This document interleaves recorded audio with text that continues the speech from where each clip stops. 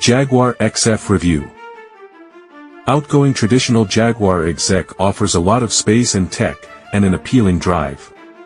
It's no modern, fleet-minded, electrified marvel, just a lot of car for the money. Design and styling.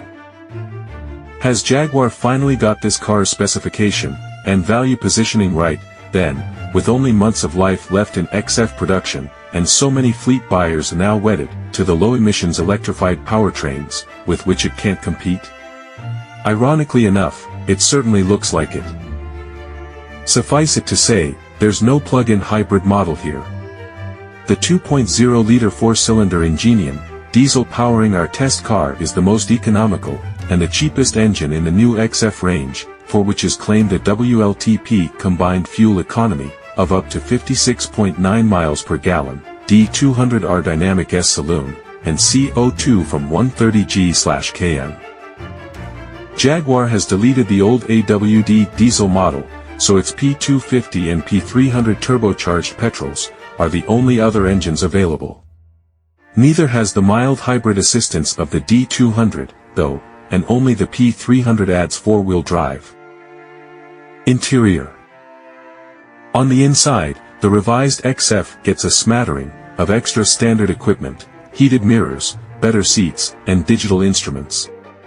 More widely, though, it may be near enough unrecognizable to you if you haven't cast your eye over this car for a few years, because Jaguar really did make a big improvement to the perceived quality and classy material allure of this car back in 2021.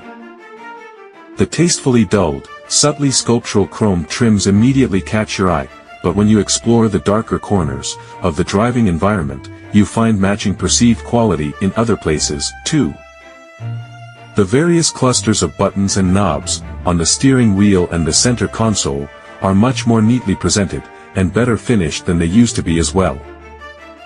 And remember that black rubberized look and feel that the car's secondary switchgear used to have. It looked alright when brand new, but you'd have bet on it wearing badly. Well, that's all long gone, replaced by chunky feeling, chrome window switches, and illuminated toggle buttons on the steering wheel spokes.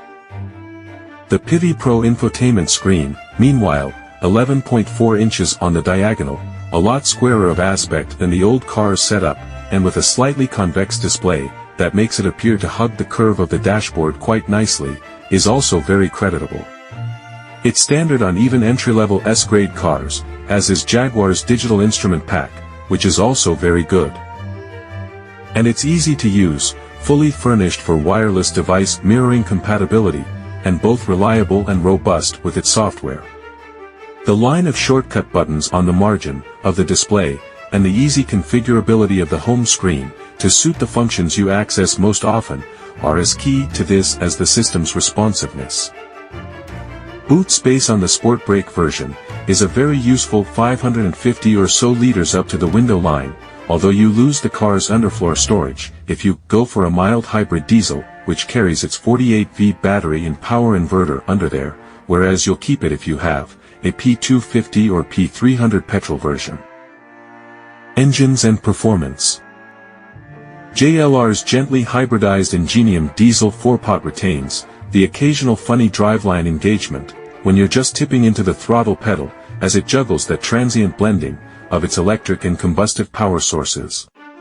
Such instances are pretty rare, though. Most of the time, it just offers usefully stout-feeling mid-range torque, paired with good refinement, and equally good economy for a car of its size. During mixed-speed touring, an indicated 50 miles per gallon is easily achievable, with a fairly light load on board. This phase of mild hybridization has also made a perceptible difference to how torquey these engines feel on the road, and mechanical isolation has been incrementally improving over the years in parallel. The new XF has an active noise cancellation system that works to dampen the effect of its various sources of noise on your senses. The 8-speed gearbox may be the last piece of the puzzle for Jaguar to sort. It still seems to hesitate at times, but also to rush its engagements and actuations at lower speeds and at other times. It isn't the sharpest feeling thing either, when you start to flick the nicely chunky metallic shift paddles the XF has, although that shortcoming isn't enough to take the shine off what is a very rounded and increasingly well-polished powertrain. So that's a little of the information we can provide. Don't forget to subscribe, like, comments and share for other latest video updates. Thank you.